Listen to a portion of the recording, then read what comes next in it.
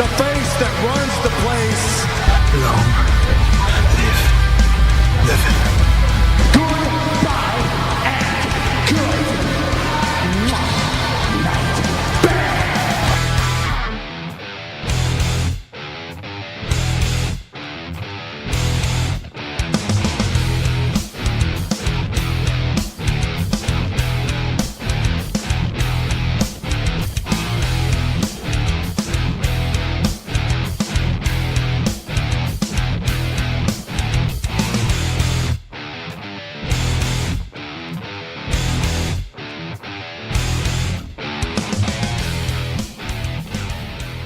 How's it going, folks? Welcome to another edition of The Kickouts, your weekly pro wrestling guide right here on 90.3 Near FM, on all good podcasting providers, and on the EMC Podcast Network. I'm Dave Cullen. I'm joined by Braun Strowman's third choice tag partner, Daragh Maher. Daragh, how are you this afternoon? This St. Patrick's Day afternoon.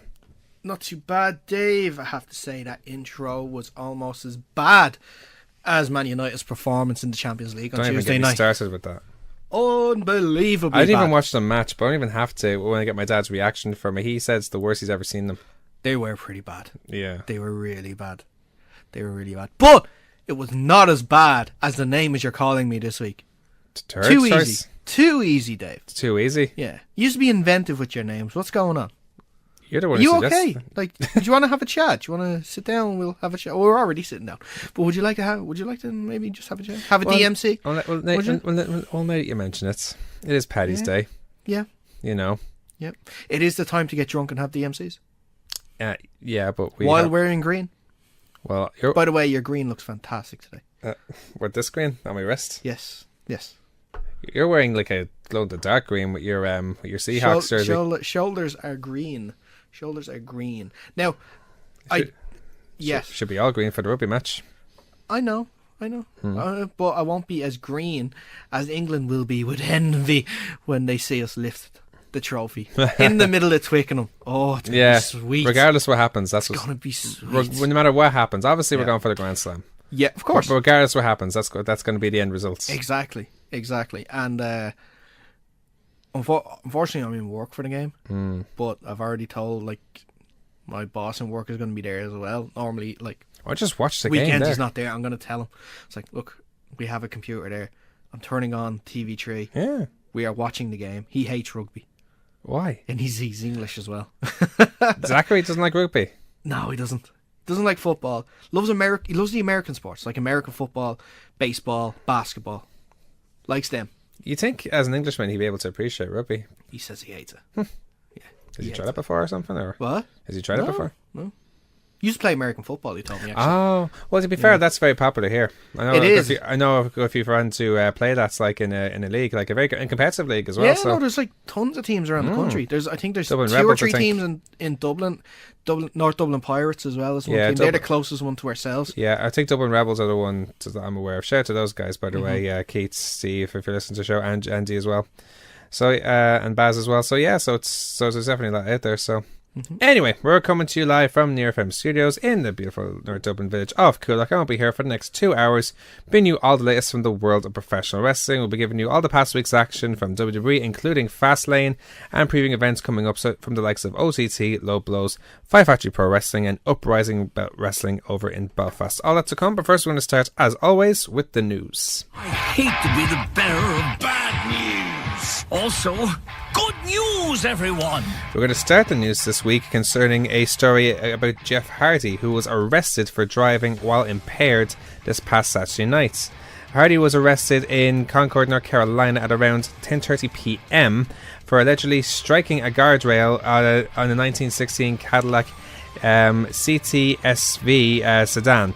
The accident report states that Hardy ran off the roadway to the right, in turn striking about 105 feet of guardrail before the back end of the car spun out 90 degrees to the left, coming to rest in the middle of the right end-bound lane of travel. TMZ reported that Hardy submitted a breathalyzer and blew a .25 3 times over the legal limit. Hardy was released from custody shortly from the arrest. Records show that he has a court date at Cabarrus County in April 16th, and that his license has been revoked for at least 30 days. Though he's been out of action since undergoing shoulder surgery last September, Hardy has also been ready to be cleared for a return. Matt Hardy began his Woken gimmick after Jeff's injury, and Matt's Ultimate Deletion match against Bray Wyatt was filmed at the Hardy compound in Cameron, North Carolina last week. So, you know, unfortunately, I hate to say this, but like Jeff Hardy, he's had a history of problems like over these sort of things, unfortunately. Of course. You know, it's needless to say, the infamous match with Sting. Yeah. At what was it, Road to Victory, wasn't it? I can't name it the actual pay-per-view, but yeah, that was one of the worst matches ever, like considering the result, or at least one of the ones where you think, Jesus, like, you know. Exactly. We thought this was behind them, but unfortunately it's not. See, what is this like driving impaired thing anyway? So I think it's because it's not as bad as obviously a DUI. So what is the difference then? I don't know. I'd tell you the difference if I knew. So basically, whilst in the weekend state, I imagine, which in that case would mean to be drunk, I suppose. Like I'm just looking up the definition here: defined as weakened or damaged, or having a disability of a specified kind. So that could be, you know, either he's sore, or he's too tired, or which I think is a felony as it is anyway, as far as I'm aware. Like I think it's illegal in some countries to drive while I'm too tired. Yeah, but like well, what is it they recommend? If you're driving over 3 hours, you have to take a 15-minute break. Yeah, they have those ads all the time now, like where they recommend you have a nap. Have a nap. Have a cup of coffee. It takes me 15 minutes to fall asleep. So how am I going to have a 15-minute nap? It said 30-minute nap, but eventually turns to 3 hours. Exactly. You're sleeping in the petrol station. You just get too comfy, man. Yeah, that's it. But it said here that he has a 0.25, so like it means you won't have to drink. Yeah, so that was that his blood alcohol level, was it? Breathalyzer test. Breathalyzer, so that would be interesting. Hopefully this doesn't impair anything going forward. Now, interesting enough, he did film a cameo spot in the Ultimate Deletion skit that they're doing on Raw this week. Right. Now, it'll be interesting to see if they keep it in or not. Well, if it's a huge part of the match, you kind of have to. Yeah. There's an interesting... Did you hear the theory about this match? No, go for it. Because they're meant to be fighting... there's meant to be a live show in Madison Square Garden this weekend. Okay. And both Matt and Bray have been taken off the show. Because the rumours are that they're going to have the Ultimate Deletion in the compound. And at one point they're going to be going into a time vortex where they are stuck in time until the night of WrestleMania. That's when they'll finish the match. Yes. It sounds so crazy. Yes. It sounds like proper broken Matt Hardy. That's why we loved him so much. Like during the TNA days, it's stuff like that that's so so out there, so different. So I mean, it basically puts kayfabe in a whole new level. Exactly. When it gets into science fiction. Yeah. Like, you know, I'm all for that. Like, you know, like I don't know about you, but I'm a nerd for all that. So. I'll pop if that happens. No, I will love that stuff. That's that's them actually letting Matt do what he wants to do, and it's the proper character. You know, and he's been given that freedom, which is awesome. Like, you know, I don't think he's been given as much freedom as he likes. Well, because the character is nowhere near what he is in TNA. Well, certainly in terms of promos. Like, you know, having a chess match a chess match with Napoleon. That was the first week though. Since then, there hasn't been a lot. It's been a lot of laughing, back and forth. Yeah, been a lot of laughing. Yeah, it's like a comedy gig. Yeah. Well, in the meantime, we'll move on. Some more. So we've had news pretty much every week about the Hall of Fame, but the Celebrity Edition has been announced this week. Yes, the Celebrity Wing, and it's interesting when it comes to WrestleMania. We'll talk about that in a second, but the news story is as follows: the Celebrity Wing of WWE's Hall of Fame officially has a new member. An announcement that was made via Billboard earlier this week. WWE confirmed that Kid Rock will be included into the company's Hall of Fame next month. He's had a long good relationship with WWE, including a live performance at WrestleMania 25 in 2009. He says, every time I go to a WWE event, I always have a good time. There is nothing like it and no better feeling in the world. The Hall of Fame ceremony will be a fun night and it'll be great to see everyone again. I have so much respect for what those guys and girls do. I'm grateful to WWE for letting me be a part of WrestleMania weekend. After WWE didn't have a celebrity inductee last year, Kid Rock will be the first person to be added since 2016. He joined Snoop Dogg, Arnold Schwarzenegger, Mr. T, Donald Trump, Mike Tyson, Drew Carey, Bob Uecker, William the Refrigerator Perry, and Pete Rose as Celebrity Hall of Famers. Kid Rock had been expected to be one of this year's inductees since last December. The official announcements coincides with Raw taking place in his home state of Michigan just this past Monday night. Yeah, now it's interesting about Kid Rock because it seems like certainly a few chat rooms I see seem to question this, and I'm like, well, why? I don't question Kid Rock being there. He's done a lot of themes for pay-per-views. He's done a lot of music for WWE superstars. Undertaker's American Badass. Exactly. Straight away, when it comes to mind. People are already tying that into Kid Rock being a Hall of Fame inductee this year, saying that this whole John Cena Undertaker thing is going to lead to Badass Undertaker coming back. I'd so love that to happen. And like you said, like the he's been on Raw numerous times as well. He's always been there, and I think looking at the other people in the celebrity wing of the Hall of Fame, he's the one that deserves to be in it most. He's been there the most. Like, Arnold Schwarzenegger was there a couple of times. Yeah. You know? I don't know. Like, I look one or at two. Snoop Dogg, he was in there for what? Being Sasha Banks' cousin? Donald Trump was there for one WrestleMania. Then you have Mr. T, who was at several WrestleManias. Mike Tyson is probably the most significant, probably one of the biggest turnaround. Like that was probably he was probably the figurehead for the turnaround of WWE going towards the Attitude Era. So he's definitely an important one there. Pete Rose to rivalry with Kane. In terms of like, I agree with you. In terms of like who's been there and who's done most for WWE, you can't look past Kid Rock for that. Maybe if you can put Creed in it as well, because they did a lot of themes for WWE, especially pay-per-views over the 90s. They did a good few. When you say themes, it's like one straight away comes to mind. I don't know any other song from Creed bar My Sacrifice. Yeah, but they played that a lot. Yeah, can you name another song? No, because no one knows Creed. No one likes Creed. Yeah, but you say many themes. No one likes Creed. But you hear them. You know, because they have a What is distinctive the issue sound. with Creed, by the way? They're just not good. They were like the 90s versions of Nickelback, I think. People just didn't like them. Just for no reason? No, there's a valid reason for not liking Nickelback. Their music is awful. I personally don't think they're that bad, but that's just my opinion. We'll have a talk off here about that. Come on. But anyway, congratulations to Kid Rock. Yeah, indeed, absolutely. Another, I think that's everybody now in the Hall of Fame. I don't think there'll be any more announcements.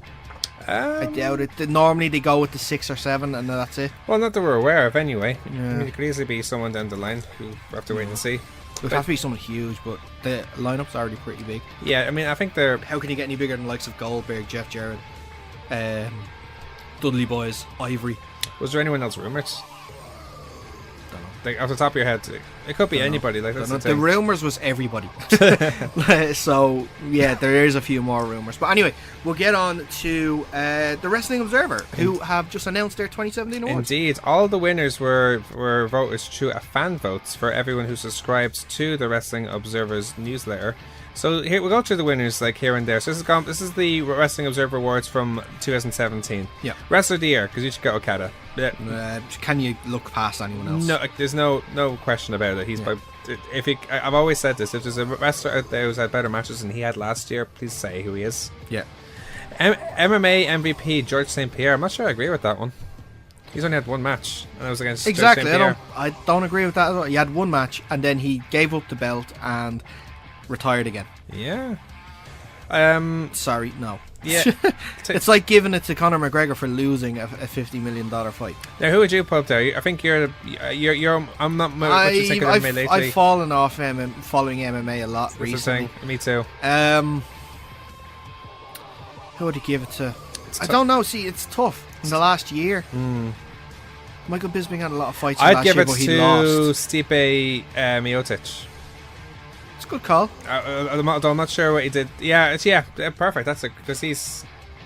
If this is open, if this is just open to any MMA fighter. Conor McGregor? No. I'd give it to Rose. What is it? Namak. I know who you're talking about. Yes. She beat Joanna Jędrzejczyk. That's a good call too. Yeah. Most outstanding wrestler, Okada again. Most outstanding fighter of the year, Demetrius Johnson. Of course, he's a pound for pound king, yeah. Best box office draw, Conor McGregor. There's not really argument with that. No. Feud of the year, Okada Omega. Can't argue with that. Tag team of the year for the 4th time in a row, the Young Bucks. Yeah. Most improved, Braun Strowman. That's a great call, actually.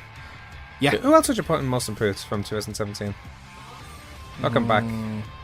Looking back, who has improved the most? It's not an easy one, is it? Sami Zayn, I think, has really improved. He was always at the level. No, he got a push. He didn't improve. Maybe. He finally got a push. I can't think of anyone else, but other than that, Naito? No, God, no. He was always in that up in the Atlantis. Naito got most charismatic.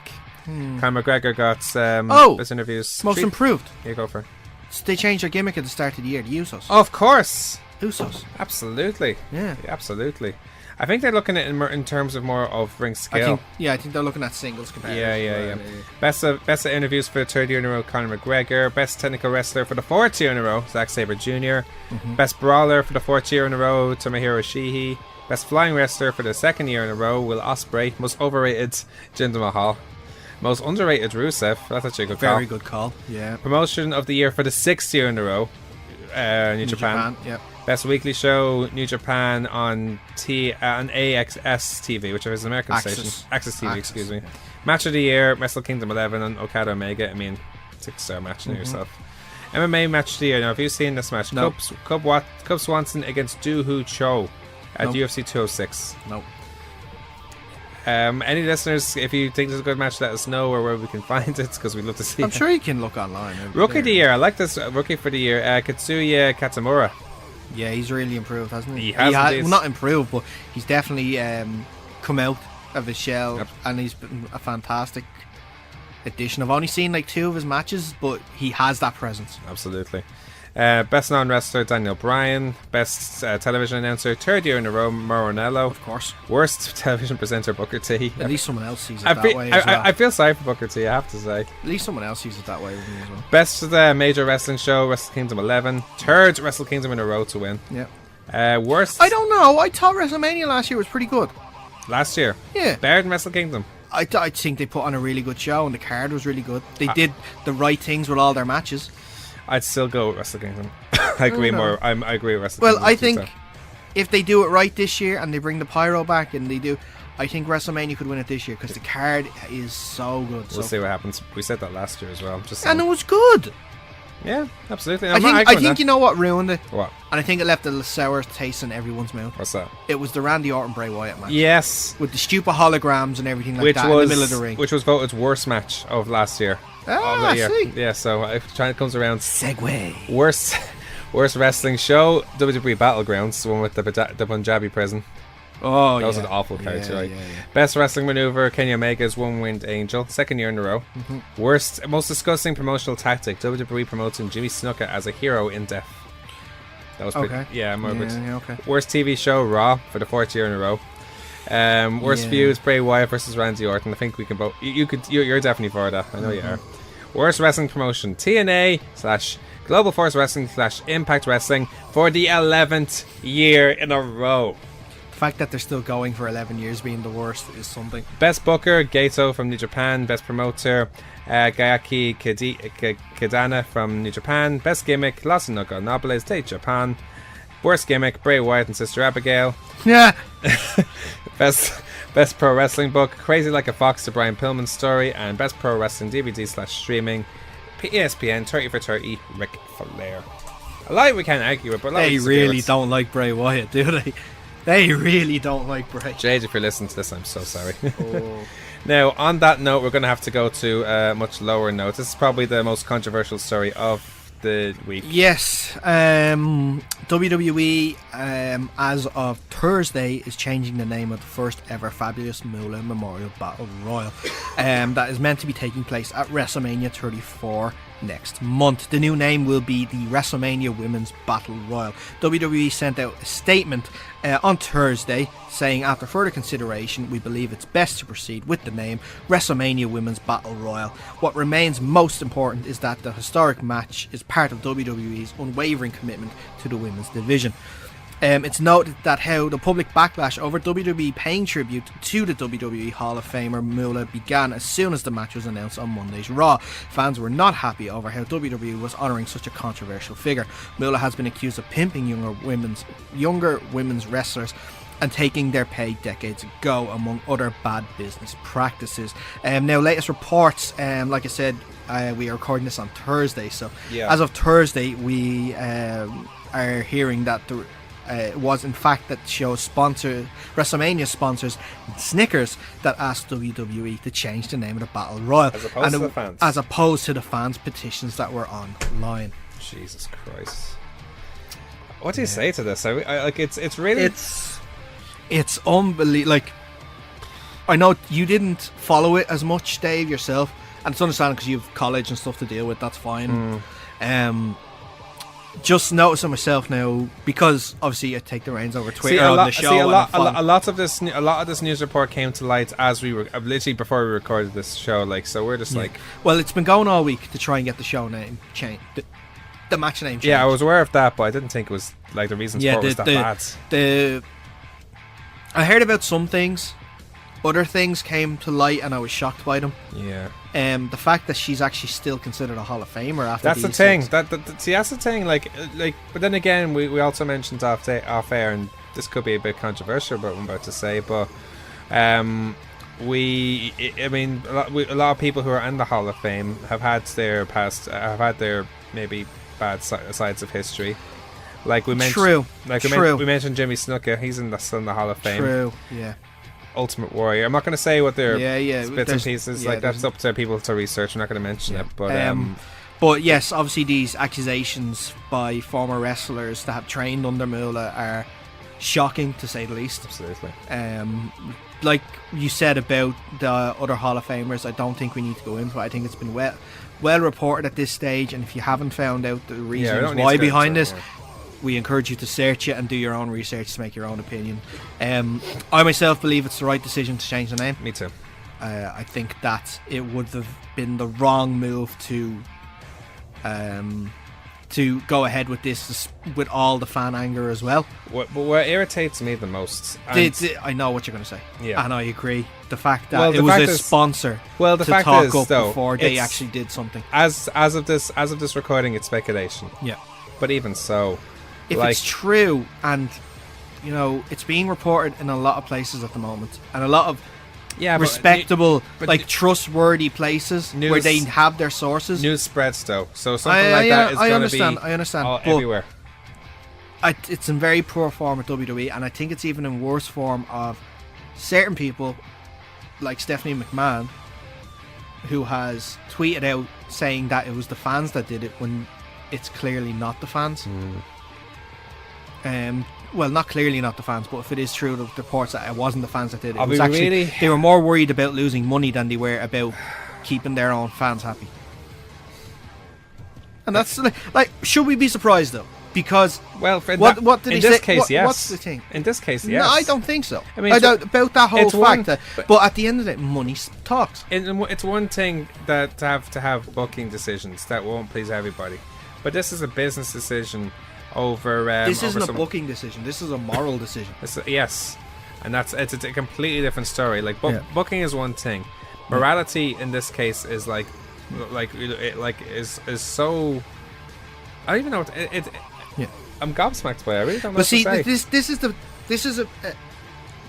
is going to have to be part of a conversation now as well going forward too. Absolutely. Like, that WWE, they're not stupid.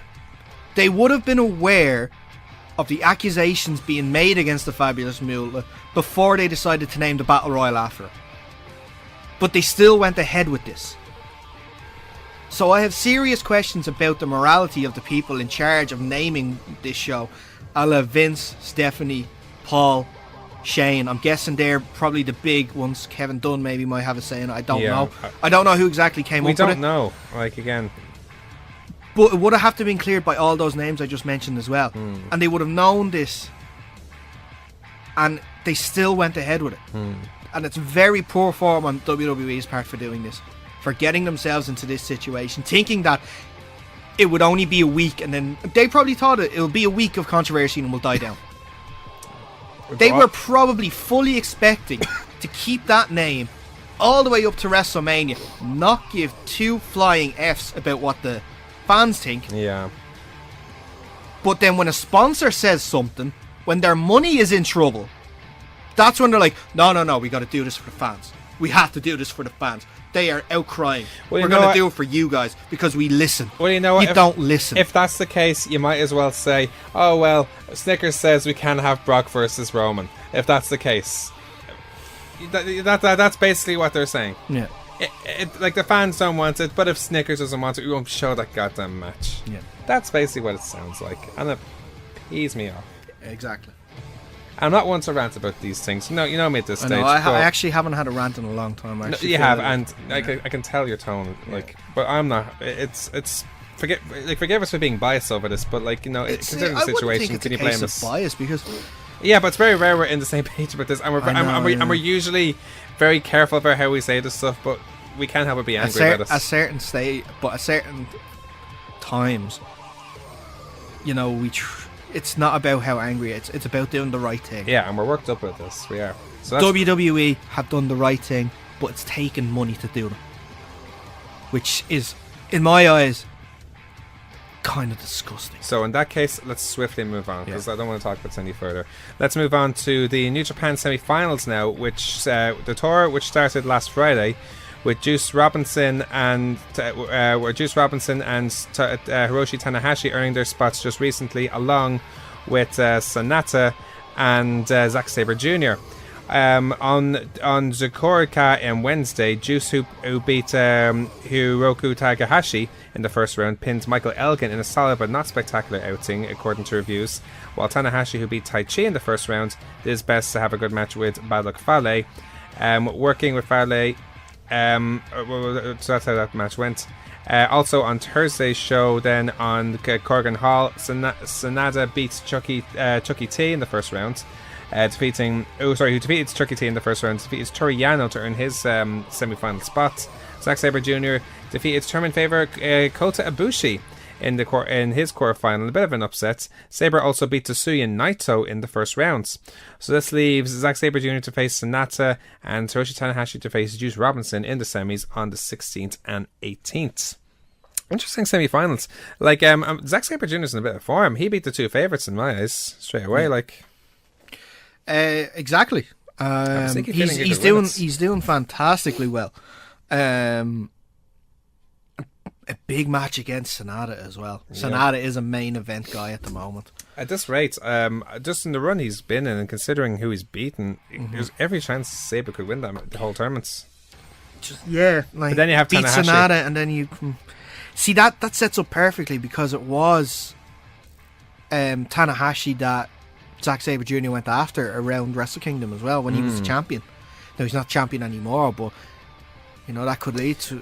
And Tanahashi is the guy to get people over. Yeah. So it'd be perfect to get Zack Sabre Jr. up to that next level. That said, I wouldn't mind seeing Tanahashi and Okada again. I mean, their rivalry is historic in Japan. For me, personally, Okada and Tanahashi is a rivalry of the decades so far. If you've seen the quality of the matches they've wrestled and the progression of, like, particularly Okada, like, if you saw the first match they wrestled each other for, it was, I can't remember, I think it was New Japan or New Beginning after Wrestle Kingdom 7. Like, if you want to check the research, there's a very good YouTube channel. I recommend everyone listens to this, Show Buckle, which does a lot of historic documentaries on New Japan. They recently did the history of the Golden Lovers involving Kenny Omega and Kota Ibushi. Yeah. They also talked about in a 2-part series the rivalry between Okada and Tanahashi. So I wouldn't mind seeing that again, but it'd be a very interesting challenge or matchup between Okada and Sabre Jr. As well. So either way, but that's not counting Sonata and Juice as well. So it could go either way with that one. Yeah, Juice didn't have the greatest 2017. This could be a great start to 2018 for him. So yeah, great 2017. I thought. I saw like he was there and thereabouts, but he wasn't. He had some huge wins. He pinned Naito. He beat Omega, excuse me, in the G1. So he's good one in my eyes. On that note, we'll move on anyway. Some news about Vader this week.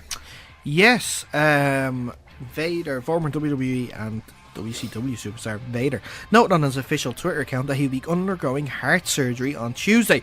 He says, it's Vader time, going into the hospital in the AM for heart surgery. Wish me luck and my doctor a good night's rest. Vader, of course, real name Leon White, has mentioned in the past that he's on limited time due to his heart issues. On behalf of the Kickout, we wish him the best as he recovers. Absolutely, we have talked in the news over before about Vader's condition. Like at one stage, he thought he'd be he could be towards the end, he said on Twitter. He had like a month to live or something like that beforehand. Yeah. No, it's great that he's keep on going on. It looks like he's in a more positive situation. That could be just him maybe just overthinking it, maybe. Yeah. But it seems now we don't know anything about it at this stage, but we hope them all the best and more with that. We'll quickly move on. So a couple of results just to go through around the world of wrestling. First of all, Absolute Andy has won Westside Extreme Wrestling's 16 Karat Gold 2018 tournament, defeating David Starr in the final.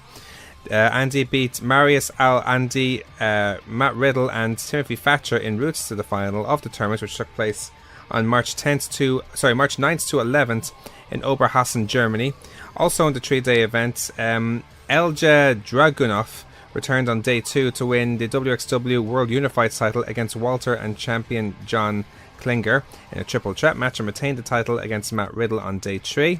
Also on day 3, Toni Storm retained her women's title against Killer Kelly, Session Martina and Wazna, and John Klinger and the Mac defeated Ring Camp to win their tag titles as well. So for that tournament is becoming it's a pretty significant tournament. We can talk about all the indie tournaments that go on.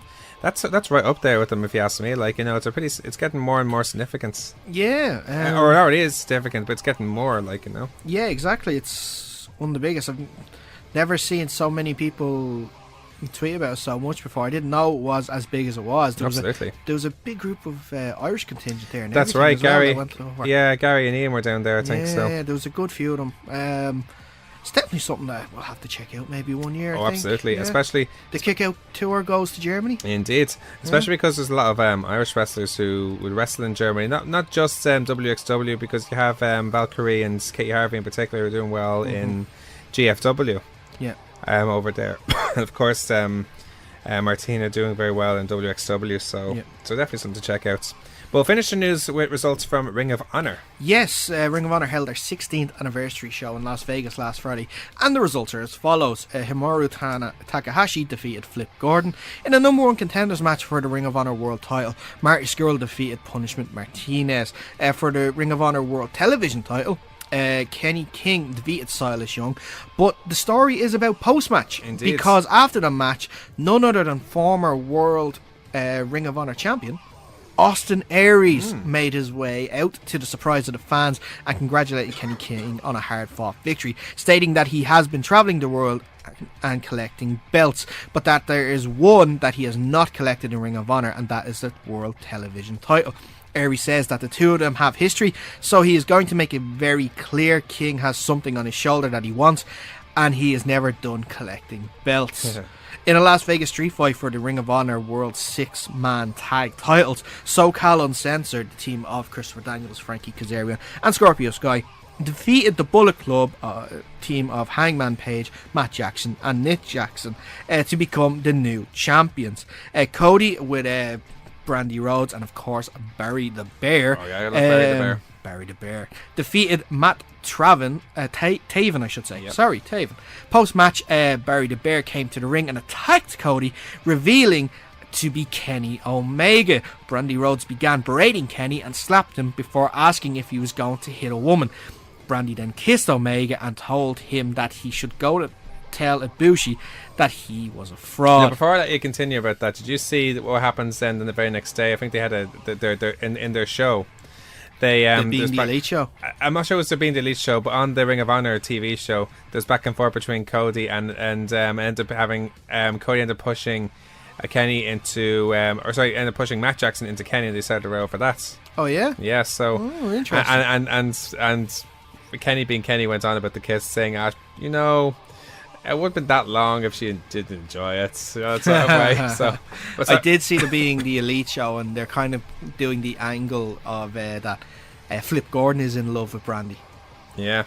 So that could be playing into it as well. I'm enjoying the storyline big time. Yeah. Anyway, exactly. continue on. Sorry. For the Ring of Honor World Tag Team titles, the Briscoes defeated Motor City Machine Guns to become the new champions for the 9th time. 9-time Ring of Honor champions. 9-time Ring of Honor Great. champions, the Briscoes. Well done to those Absolutely. guys. And for the World Ring of Honor title, Dalton Castle defeated Jay Lethal. Now, coming up is their Supercard of Honor show. Indeed, New Orleans, WrestleMania in weekend. New Orleans, WrestleMania weekend, exactly. And of course, it's going to be Dalton Castle against the number one contender, Marty Scurll. And of course, not only just that match, but also we're going to see Kota Ibushi against Hangman Page. Oh, I didn't know that. And of course, the rivalry comes to a head when Kenny Omega will face Cody in a one-on-one match. Now, could you argue, when you look at all the matches of not just WrestleMania itself, but around WrestleMania, this match is as anticipated as any match going? It's I think so. I think one of the Young Bucks tweeted out with a tagline saying, or I think it could have been Cody, Yeah. the most anticipated match of all weekend. And he's not wrong. I can't argue with that. I think this is the match that people are looking forward to most. It's up, like excuse me. Nakamura and Styles is second. It's a close second, but Kenny and Cody definitely beats it. It's amazing to think that the most anticipated match in WrestleMania weekend might not happen at What's WrestleMania. the least anticipated though? The least anticipated? Yeah. Well, I had a chat with someone about the mixed tag between Kurt and Rousey and Triple H and Steph. Rumours it's going to finish the show. You're joking. Rumours are that it's going to finish the show. Over Brock and Roman? Mm-hmm. Now, that would be strange. Yeah. Because then, I'll tell you what the problem is with that is, first of all, imagine if Roman and Brock is around second or third last match. There's anticipation, oh my god, AJ Nakamura is going to be it, and then it's been second last, and then that match. It makes no sense. Nakamura and AJ will be third last.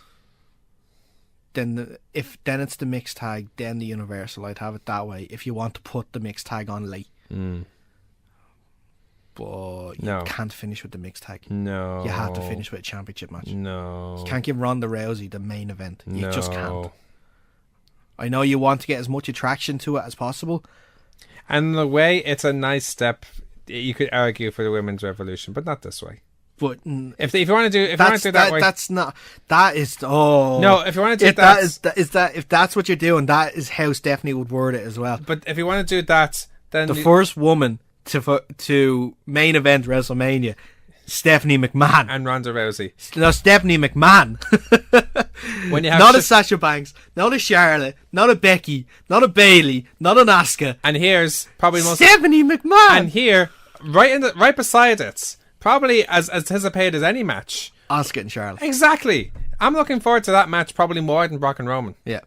I don't know about you, but like that match is gonna be class. For me, that's seconds to AJ and Nakamura in WrestleMania. Yeah. By far for me. No, AJ Nakamura is still tops for me. No, you're right. That's tops. Yeah. And then Asuka and Charlotte is seconds. Yeah. You know, so in WrestleMania itself. But don't put that main event. Like you want I mean, it's bad enough. Snickers to do I mean, it's bad enough you end it as like as opposed to Snickers, but this. Snickers to change it. I'm getting worked up again. Yeah. On that note, we're going to go to a break. When we return, we'll start our previews of the week with WWE Fastlane. You're listening to the Electronic Media Collective Podcast Network. Yeah, it's a mouthful. For more great shows, visit electronicmediacollective.com. We're back here on the Kickout, your weekly pro wrestling guides, live here on 90.3 Near FM. Now let's continue on with our show with our previews of the week. Oh my god! What the hell is going on? Oh my god!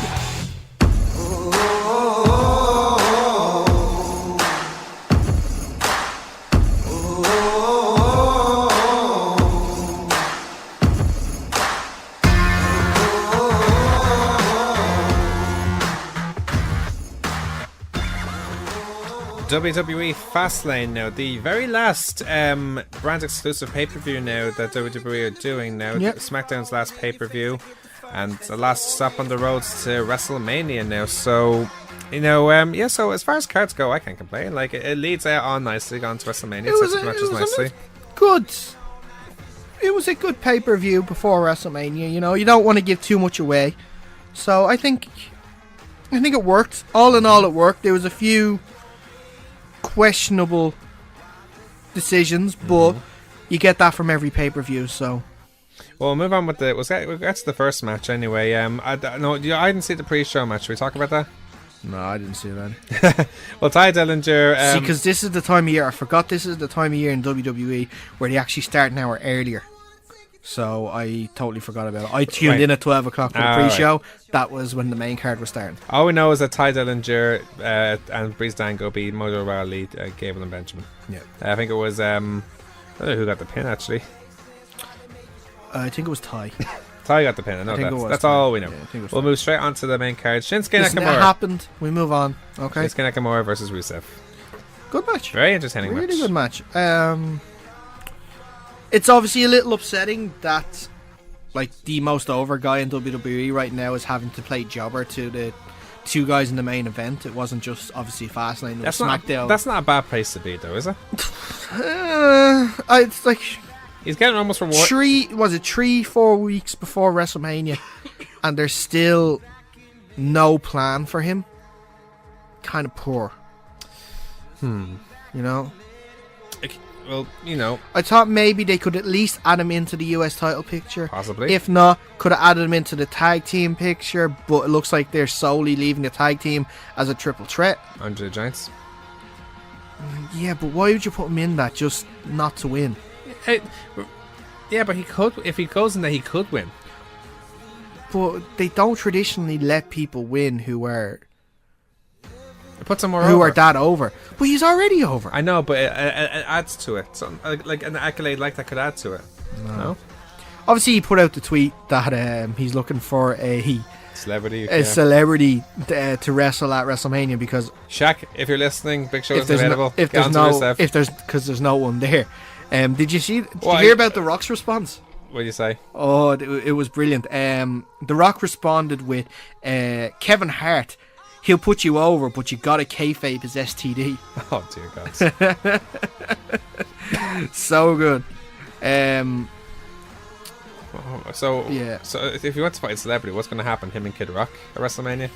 I don't know. Anyway, it was a good match. In the end, it was the You know, it's only right that Aiden English should do the national anthem, right? Before WrestleMania. Oh yeah, he should really, shouldn't he? Yeah, I never thought about that actually. Yeah, he definitely should. There's a WrestleMania moment right there. Yeah. I saw an interesting meme actually the other day where the national anthem should be done where it's Aiden it's Aiden English on vocals, it's Elias on guitar, and it's Braun Strowman on piano. So, or even bass guitar, one of the two. Yeah. But anyway, this match ended when the Kinshasa was countered by the super kick. Rusev covered for 2. Rusev looked totally ejected at this point. Looked for the accolades, but Nakamura countered and hit the Kinshasa in the back of the head before finishing him off with another one for the win.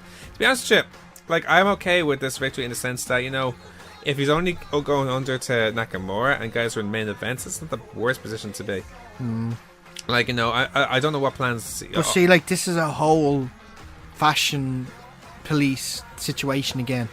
They're so the fashion police are so over with the crowd, but they just won't pull the trigger. They just won't take advantage of this and just do it.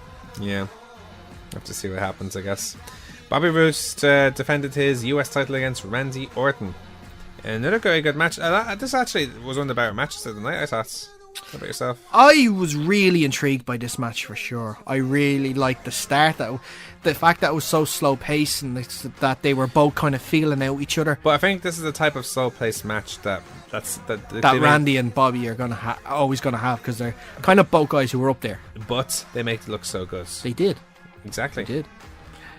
I didn't think like Randy would win so clean either. I thought Jinder would have some sort of influence in it. Because if you want to lead it towards WrestleMania, but no. Unfortunately, it was at the end, but we'll get to that in a minute. Though, no, it wasn't even at the end. Huh? It wasn't until SmackDown. No, he arrived. It was at the end. He didn't do anything at the end, though. He arrived, and then but, he just... But Orton hit him with the DDT, as opposed... And then Orton hits one on... Sorry, no, Rude hit one on Orton afterwards. He did, you're right. Yeah, you're so right, he wasn't involved in that. Yeah. But anyway, it ended when Rude hit the boots, heads up to the ropes, and jumps into an RKO. Yeah. So, and a very good match, like, you know. Good so RKO, too. You love an RKO when it flies from... it literally comes out of nowhere. Yeah. Good overall match. Anyway, the Carmella and Natalya took on Becky Lynch and Naomi. Carmella's vicious lately, have you noticed that?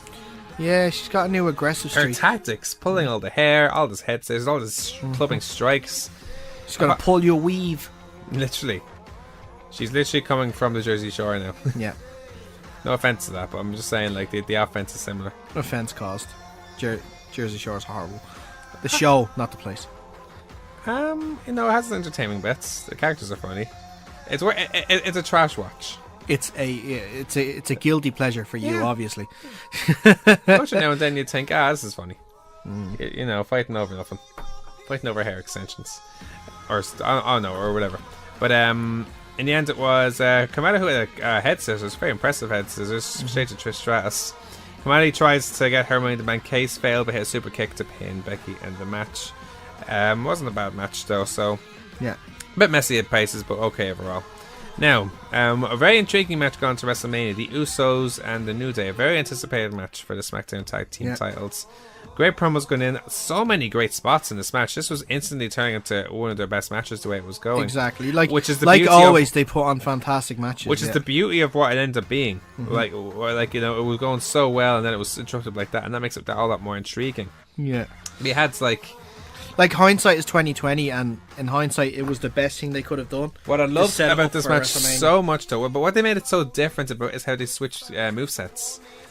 Oh, they were doing each other's finishers and stuff. Yeah, really good. Here's the Usos who was doing the Kofi impressions, and here's doing the Midnight Hour they did as well, and everything. Yeah, and the New Day guys doing the running ass attacks. Yeah.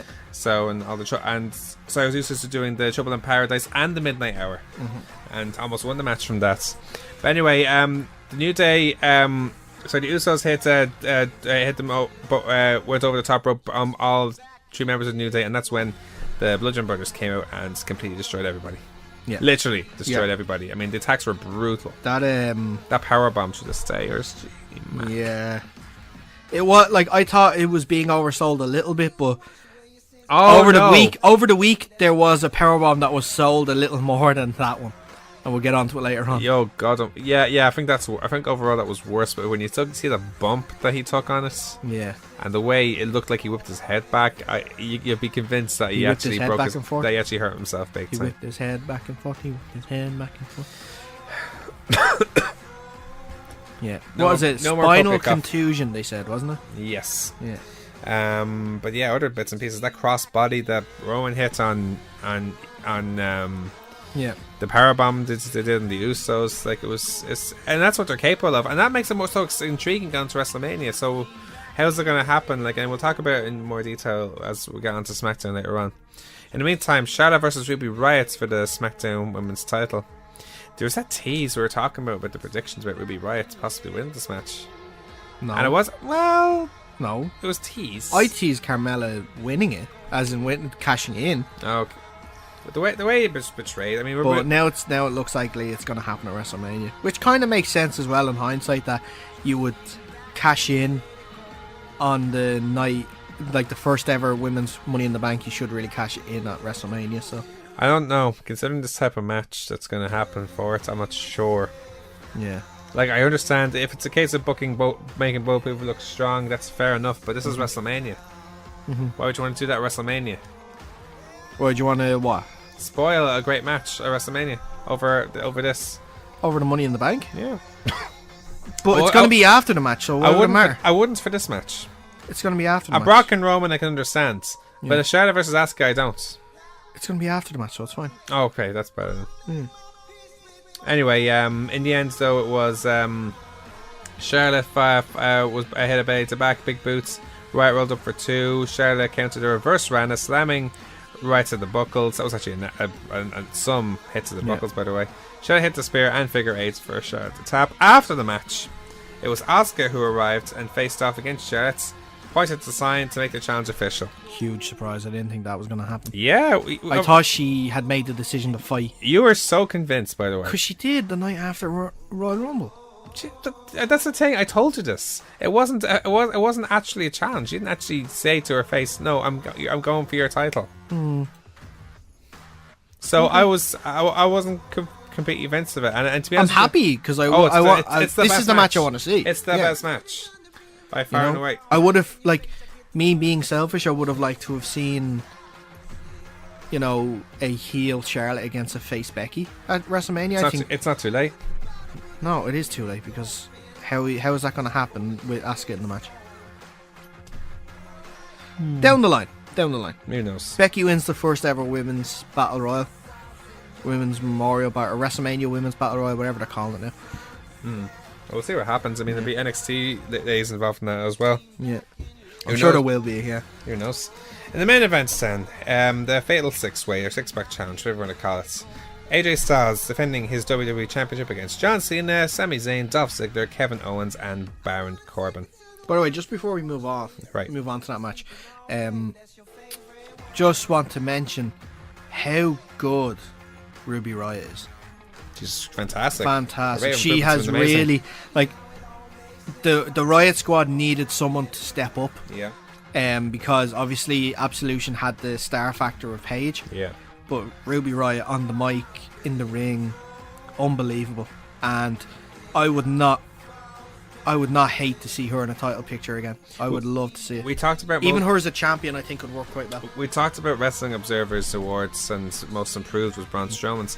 Ruby Riott is an easy contender for 2018 Most Improved already. Yeah, and it's only the start of the year. Can you imagine what she'll be like towards the end? She could easily be champion by the end of the year. Exactly. Easily. But anyway, going back to the Six-Pack Challenge, AJ basically A's everybody from the start. Yeah. Okay, so no, you mean John Cena did. Yeah, John. Did I just say AJ? Yep. It was a very good match anyway. It was as you expect from the match, like spots everywhere. Like but the intriguing part was really when Shane McMahon was involved, which I was thinking he's out here for a reason. Knew, yeah, exactly. As soon as he walked out and sat down there, I was like, this chap's out for a reason. Yeah. And we found out. Yeah. It was two reasons actually. Well, first of all, one joint reason. Yeah. Joint reason? A joint reason. Yeah. Well, what happened was Kevin, I think at one stage it was Sami Zayn. Oh, sorry, when Kevin Owens had a pinfall, Shane got the ref out of the way. And then when Zayn, it looked like he had the pin, he put Sami out of the way from the pin. And after getting super kicked, of course. After getting super kicks, yeah. And it still seems like they're not on the same page as well, like, so at the time, so... I'm not, and to be fair, even now, you're not, am I even sure yet? Yeah. Especially after this week, yeah. It's interesting. We'll have to see what happens moving forward. Absolutely. But yeah, again, not sure why Baron Corbin was even in the match. What is it, just to take out Dolph Ziggler so they can have a feud? Does he seem out of place? I don't get it. He definitely is out of place in that. They've got to go back and just see what they're doing with him and just, either repackage him, rebrand him, I don't know. No, I think his character's fine. That's what I see it. Yeah. In my personal opinion, I think they need something. They need it quick. I don't know if I did fine. That's my personal opinion. In the ring, he's fine. It's just his gimmick and his promos and stuff. It's just it just doesn't work. They just gripe me. It gripes you. Yeah. I love that word, gripes you. In the end, though, it was a super kick by Ziggler, but Cena immediately hits the AA. Kevin comes back, hits the power on Cena. As soon as that happens, Styles comes in for a round pin. In a very good match. I don't think any of us had him to pin Kevin Owens in the prediction. You and Ian both said Sammy. I said Cena, actually. I said Cena. Oh, so you must have followed my one, was it? Yeah, I'll tell you what. I think I might have made a different choice from the LeBeau's things. I think I picked Owens in that, though. Yeah. Which I should have now looking back, but then or maybe got mixed up, I don't know. But either way, the match definitely leads intrigue. And again, it sets up the picture for everyone. Like, here's AJ Styles who's gone on to WrestleMania and is going to have that match with Nakamura. Yeah. Here's poor John Cena like a sad panda in the corner. Basically not wanting like to a sad panda. and then there's the continuation of what's going to happen then between Shane and Sami and Kevin Owens, which we eventually found out later on. But well, again, if it sets up everything, then you can't argue with that too much. Then can you not? Like, if it works in all angles that way. Yeah, like, I don't know what's going to happen moving forward with this in terms of other angles. Like, Dolph, obviously, his whole shtick before the match was, I've never had a singles match at WrestleMania. Now, is the thing that he's going to have a singles match against Baron Corbin at WrestleMania? I hope not. We've seen it too many times on SmackDown, right. and it's not a WrestleMania-worthy match. So, I don't know. Like... And then, obviously, it was announced on SmackDown that it's going to be Kevin Owens against Sami Zayn at WrestleMania, which I'm okay with. But then all that stuff happened on SmackDown, so I don't know. Like, my initial guess is it's Shane and a mystery partner against Kevin and Sami. She guesses who? Ooh, that's a good question. Probably obvious if I'm honest with you. It's not going to be DB. It's not DB. Well, it really depends. It's not DB. Who would it be then? I don't know. That's the thing. Or a triple threat match or something. Why'd you do a triple threat? I don't know. That's the thing. It's kind of a. There's no reason to do a triple threat unless there's a title on the line, or there's no more contention. Here's on the the line. thing, though, as well. This is or there's a job on the line. No, you wouldn't even work for a job on the line. This is a long-term story as well. So whatever they do, whatever they end up doing, like, must be spectacular. Yeah. So. I'm gonna have to speculate. Who could be the Would they get if it was a tag match? Who would it be then? Let's think of it that way. Would they get a celebrity in? No, they wouldn't do it. They couldn't put all that pressure on Shane. Shane McMahon against Kid Rock against Sami and Kevin Owens. Oh, I had a great idea, but he's not around for WrestleMania. Chris Jericho, but he's not around for WrestleMania. Yeah. What about? I had in my head 2 seconds ago. Goldberg. No, wouldn't think so. Hall of Fame. No, I wouldn't think so. Hillbilly Jim. The Dudleys. The Dudleys against Kevin and Sami. Yeah. Who could they do? It could be someone who could get go from NXT. Could be in that Shane case. hasn't got really any ties in NXT. That's the thing. No, he has none at all, actually. Yeah. And if he did, he'd be going back to Triple H, which doesn't make any sense. No, it doesn't make any sense. So, who could you get? it could be a handicap. Like, who was Shane with in the past? Big Show. It's a good call. That's a very good call. They have an interesting history. That's a very good call. Yeah. Steve Blackman also has a very interesting history with Shane. Who? Steve Blackman. Steve Blackman. You're saying people have interesting histories with Shane. Steve Blackman has an interesting history with Shane. Let's be optimistic. Let's be realistic here. Everyone's called Steve Blackman. A few people have called Steve Blackman to return, actually, so that's actually not a bad call. But, Big Show's a good show. There's rumours of him coming back around WrestleMania or even before WrestleMania. Yeah. This is his last WrestleMania, so he wants to be at it. There's talk of him being involved in Andre the Giant's match, but this could be something else as well. Yeah, I think this would be a better option than putting him in the Andre the Giant match. Well, considering... I know, if it's his last WrestleMania, he needs a match, not a multi-man match like that. I know tag team is a multi-man, but you know what I mean. Yeah. At least you get some focus on him in a tag team match instead of like a Battle Royale. Indeed. Something to think about. Yeah. Let's continue on our show now with our results of the week with WWE Raw. Welcome to Monday Night Raw. We'll obviously have to start with Angle and Reigns, their segments, where it was Angle who was hyping up everything involving the match between him and Ronda Rousey against Mr. and Mrs. Stephanie McMahon. Yeah. But then he mentions that Brock Lesnar isn't here. It just immediately brings Reigns out, who basically runs down Brock for his lack of respect. He wants to know more about the ramifications and said there will be none because Brock is Vince's boy. And eventually brings the problem, concludes that the problem is Vince's because he's the same man who tells him what the deal is, and then he rants how he busts his ass for Vince and the company and refused to be disrespected by him. Yeah. Goes straight to gorilla position and wants answers, and eventually have to talk in the office, which is cool. You don't really see that nowadays. Like you never see gorilla position and stuff like that. It's rare. I mean, last time we seen that was Smackdown when AJ and Shane had their fight last year. Yeah, and Shane was there as well. which was Yeah, it kind of breaks kayfabe there a little bit, doesn't it? Yeah, it does a bit. I thought WWE used to be smarter about that. You know, come on now, guys. If you want us to believe that Shane is the commissioner of just SmackDown, There's kayfabe and there's kayfabe, lads. Come on, Here's the thing. Here's where I stand with like stuff like that. yeah, See, there's kayfabe where we're like, listen, we want to believe a story. mm-hmm. We understand that that's choreographed and it's all scripted. That's fine. We more than accept that. But make us believe the story, lads. Yeah, And if we see stuff like that, it's confusing. mm-hmm.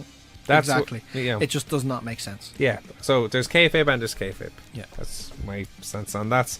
When Renee Young trying to interview Roman Reigns, there was no comments, but then Vince said that Brock is his own man. He didn't mean to disrespect Reigns. He quoting off the Rock that he needs to know his role and shut your mouths. Mm-hmm. He also said that Brock does have certain privileges, but Brock will be there in Raw next week and will compete at Mania, before concluding that Reigns is temporarily suspended.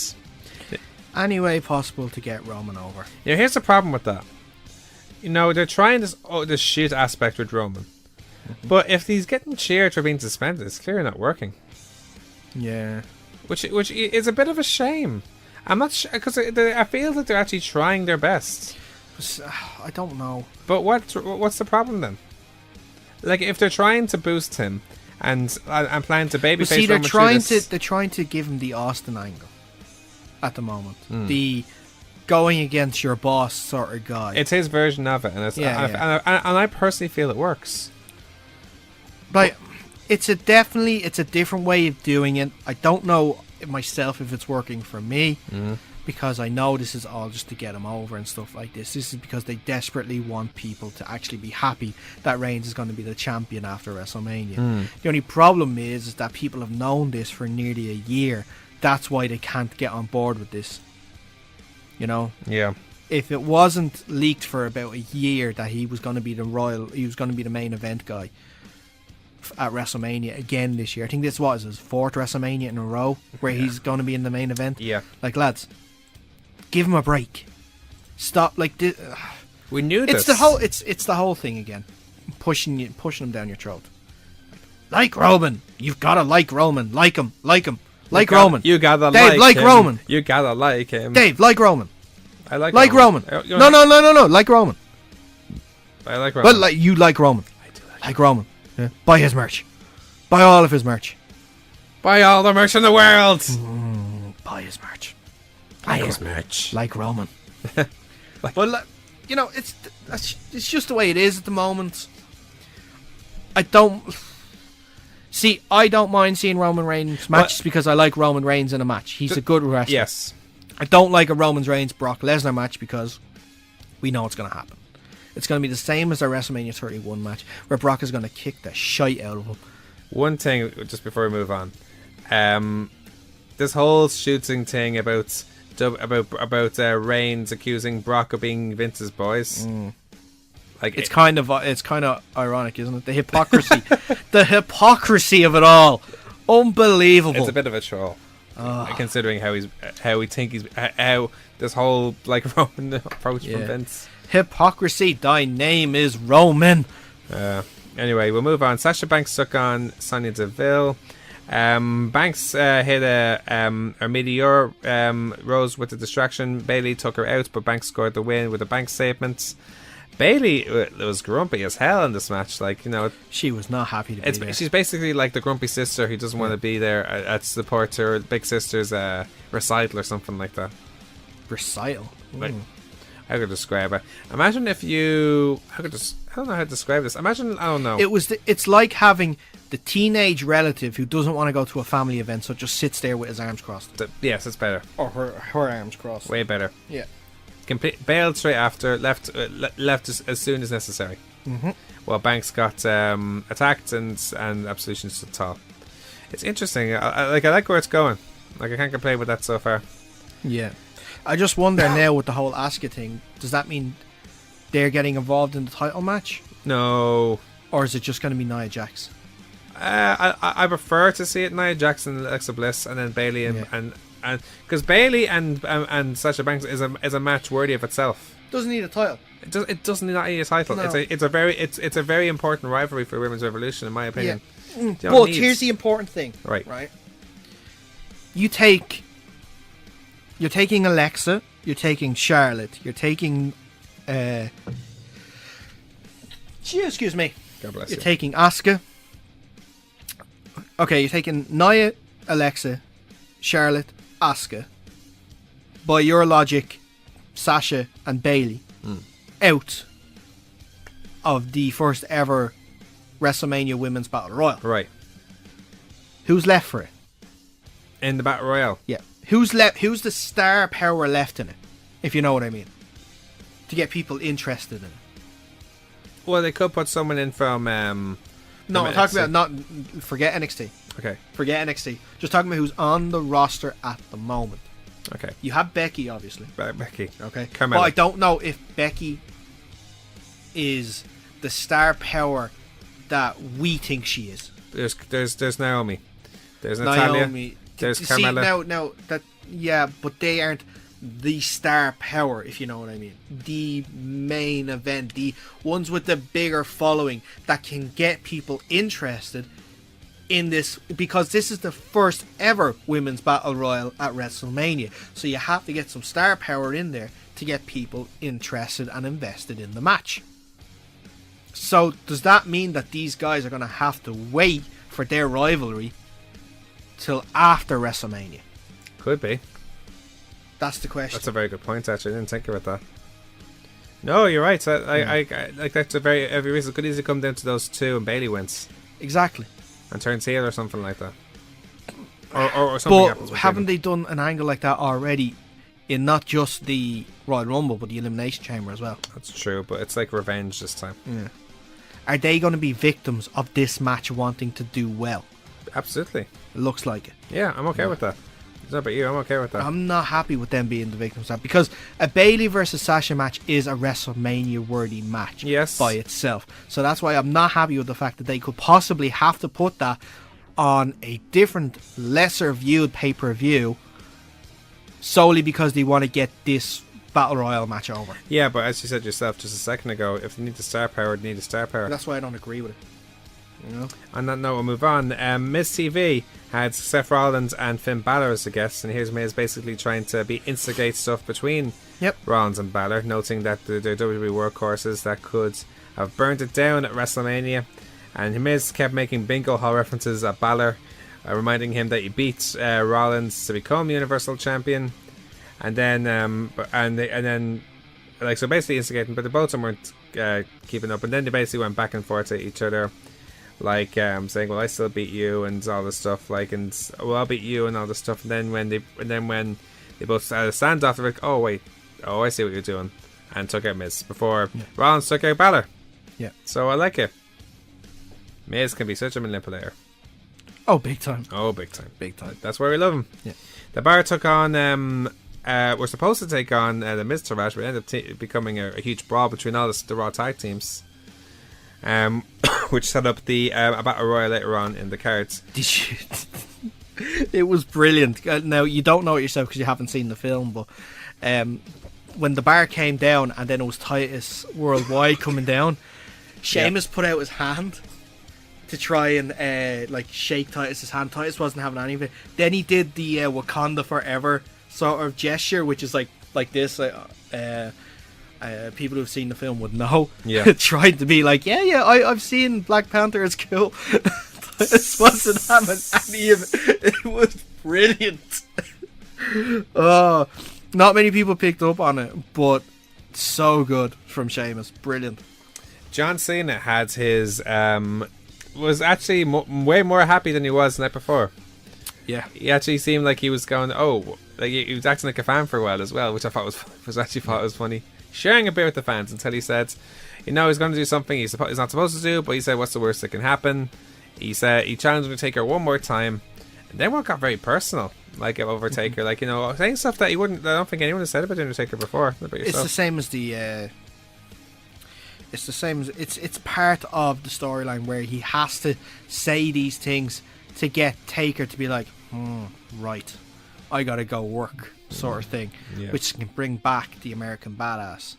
Like, I did love the line saying, like, everyone thinks you're gone, but you're still uploading, like, workout videos to your wife's Instagram. Brilliant. I love that line. Loved that line. And the whole thing where he's in the crowd, he's like, Gotta get over I yourself. can do chants too. Do the chant with Let's me. go, Cena. Let's go, Roman. No? No. Oh. Let's go, Cena. and then it went off from there. He ended up saying, the ball's in your court, dead man. If I were you, I'd want one more match. It's a great, but I love those kind of promos, like, you know, where we're seeing it is not only fired up, but he's very passionate as well. Yeah. Like, so I love that sort of stuff. Elias had a brief performance, you could say, wearing a neck brace before saying this is all your fault and just left. Yeah. Seth Rollins took on Finn Balor. Fantastic match. A very clever ending, I think, when you think about it. Yeah. Because it looked like Rollins was going to dominate, and he had a superplex and was about to roll it for the Falcon Arrow, but no, boom, sweep up with a small package. Yeah. Coming from one of his students, Phil Boyd. One of his teachers. One of his teachers, yeah. Yeah. Yeah, one of his teachers. Well, classmates. Classmates, yeah. Classmates. How about that? Yeah. Yeah. But yeah, and end up getting the win, and it's a clever term in terms of booking, because it's like, oh well, he found a way he can beat them, and he's scouts them big time. Mm-hmm. I think we might see a lot of that with, like, maybe next week they'll have another one and settled winner or something. Be a bit go between and stuff. There is rumors that they aren't the only people involved in the title match. That there's going to be maybe possibly one, maybe two others involved in the Intercontinental title picture. So we'll have to wait and see who that is. Oh, you think so? I think so. I think this could be the ladder match. I hope so. I think this is good as it is. I think Oh, no, this match it as is a triple threat match. As the match, leaving the match alone, totally fine with. And besides, considering what we know, which we can't reveal on this show because it's on NXT, I don't think they need it. What do you mean? Ladder match. Oh, people know that by now. Yeah, we're not revealing it yet. People know that by now. Because, as we said before, we love kayfabe. Asuka took on Mickie James. Well, before this, like, Alexa Bliss came out with Mickie James. Bliss said that she redefined the role of champion. Asuka knows that she will lose at WrestleMania. Bliss said Asuka is smart to back off of a fight she can't win. Asuka said she chose Charlotte because to become the woman, she has to beat the woman, and she wants to face the best champion. Bliss said that she must be a language barrier, and that Asuka chose a weaker champion. Asuka said that she beat Bliss before and will do it right now. Yeah. Bliss said that she will face this woman, but no one appeared, expecting Nia Jax until Mickie James attacks her in the match. Yeah. Pretty good match. Where that sunset bomb for a really good near fall by James, actually, like towards the end, before Asuka countered the mid kick and hit the Asuka lock, with forcing James to tap.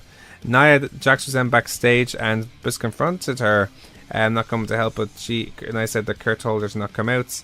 Bliss said that she did not do this to help, that she did this to help Nia, and she loves her. They did hug. Bliss apparently will face Asuka next week, and Nia wants her to be in her corner.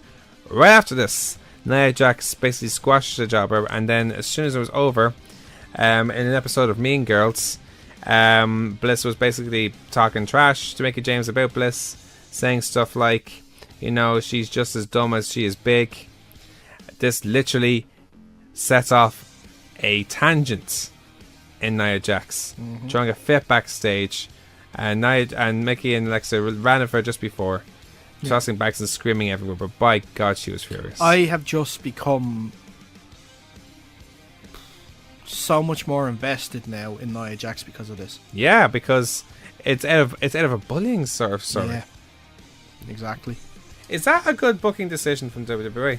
I think it is, if they end it the right way. See, They have to end it the right way. Yeah, exactly. So can you understand the concerns straight away? Yes. I can understand the concerns, but as many times as we've bashed WWE on this show alone today, you have to believe that they'll make the right decision in such a sensitive storyline like this. Absolutely. Especially with the whole be a star thing.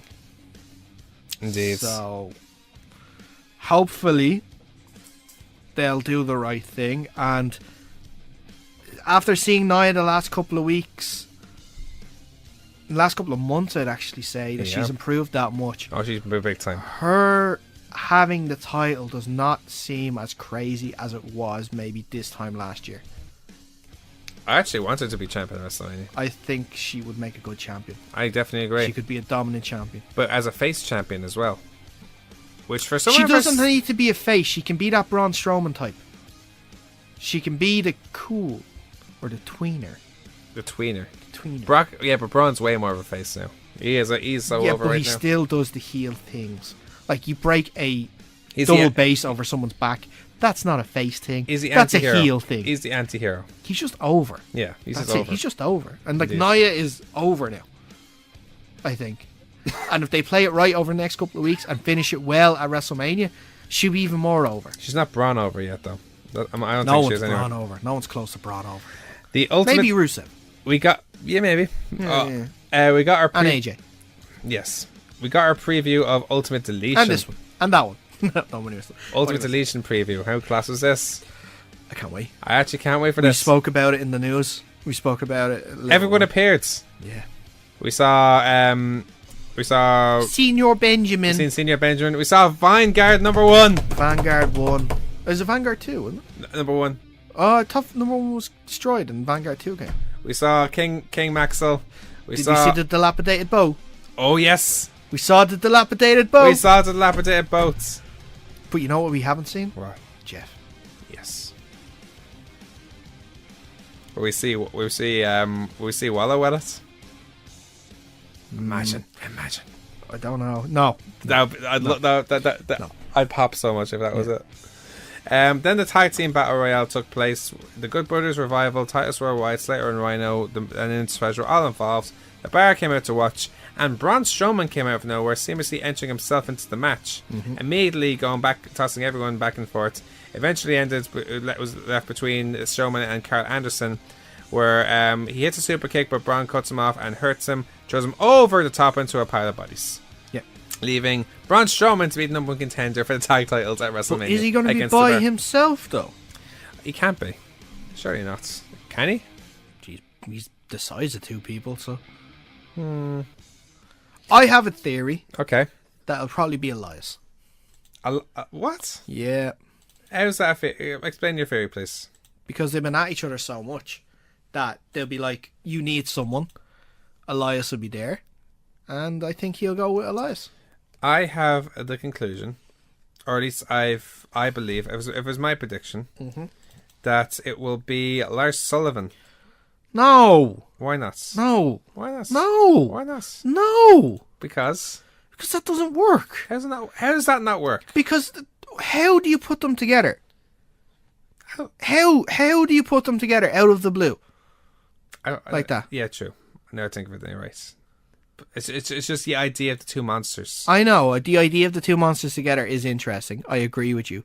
But no. Like, Elias is the guy he's having the feud with at the moment. Right. It's the exact same way as how Sheamus and Cesaro got together. There you go. Doesn't work for you, though?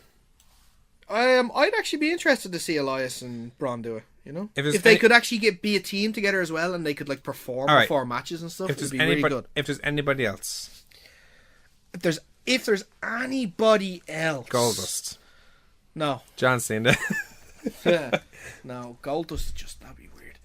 That's the point. No, it's just like I said. I don't know how you put them together because Goldust is just not involved in anything at the moment. Someone from NXT was brought up. No, you would have had to have done it already. Yeah. Then I would have said, but again, Lars Sullivan, but no, I can't think of anyone. Jason Jordan. Jason Jordan. Actually, no, but no. I'm only throwing names out there for the sake of it, but no, it's not going to happen. We'll have to see what happens. It's not going to happen.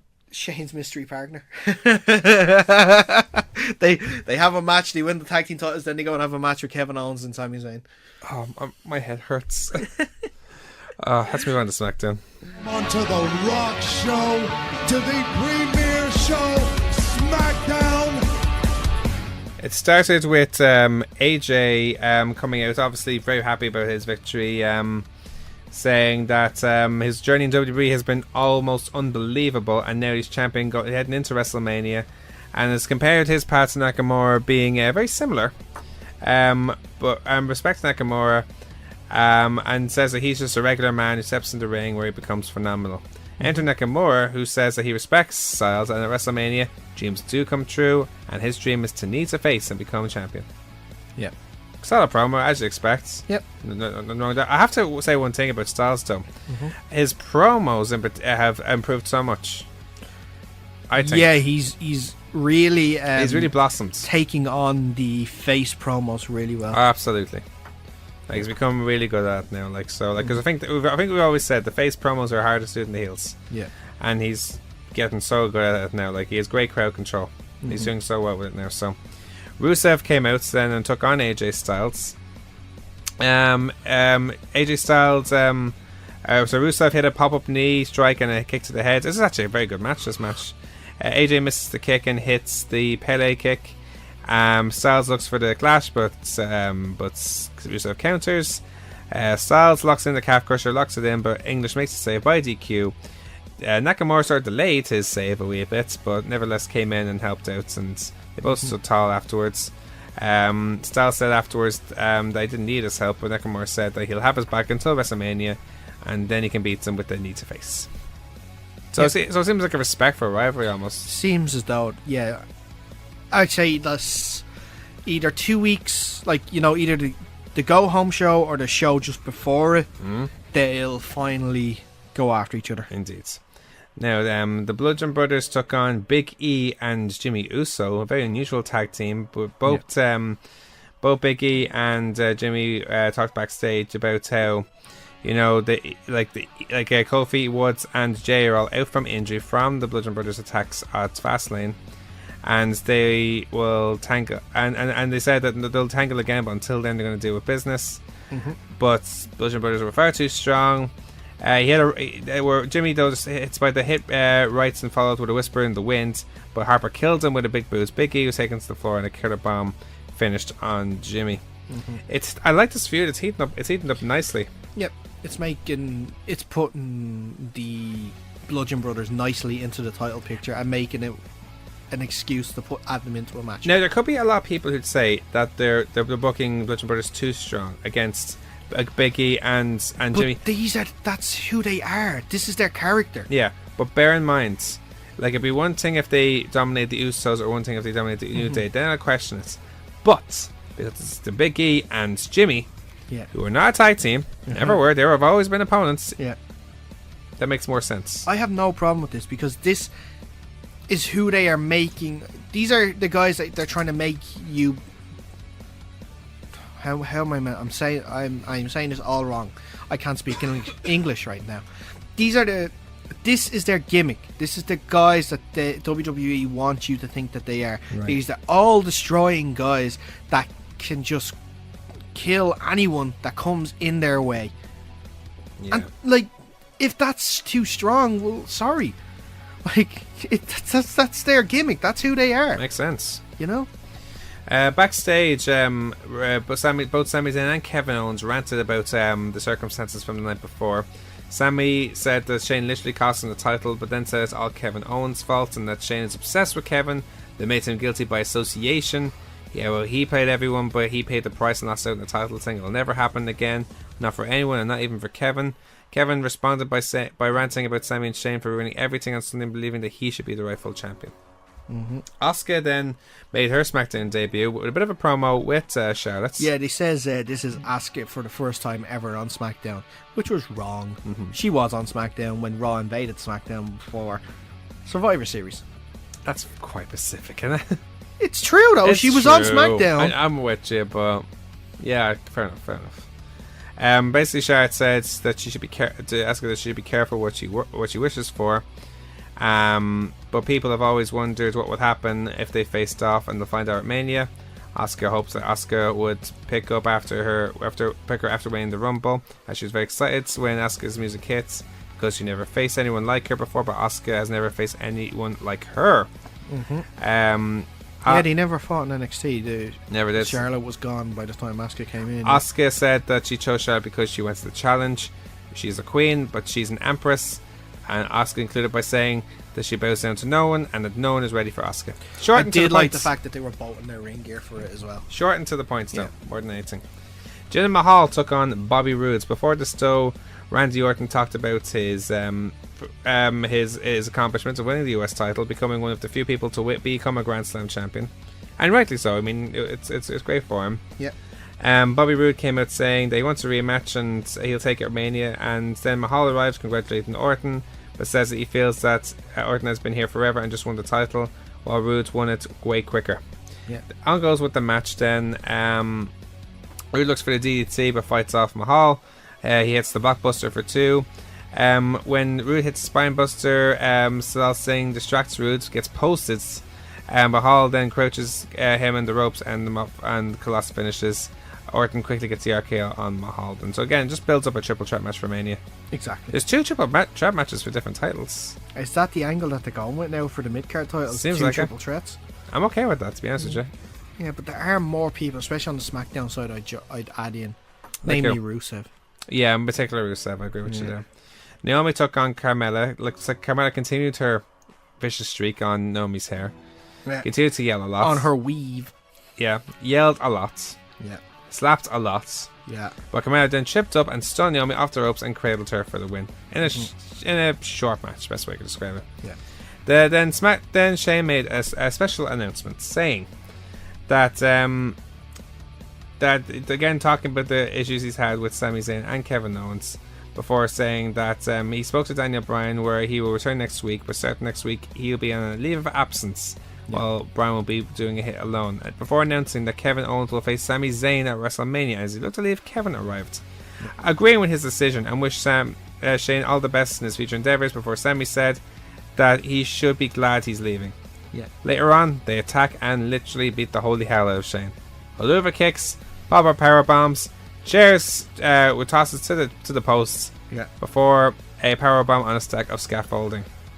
Those noises from Shane were a bit disturbing. That was selling at its finest. What were those noises coming out of his? That's a man in pain. I don't know what that man was in, but it was weird.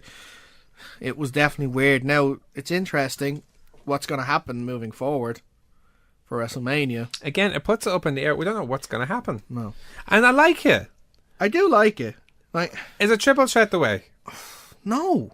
Like I said, there's nothing on the line. It doesn't make any sense. So there's no logical sense to have a triple threat. Because Kevin and Sami work together on that. So it'll be a tag match then. But again, I don't know about this situation with Kevin and Sami either. Are they friends? Are they not friends?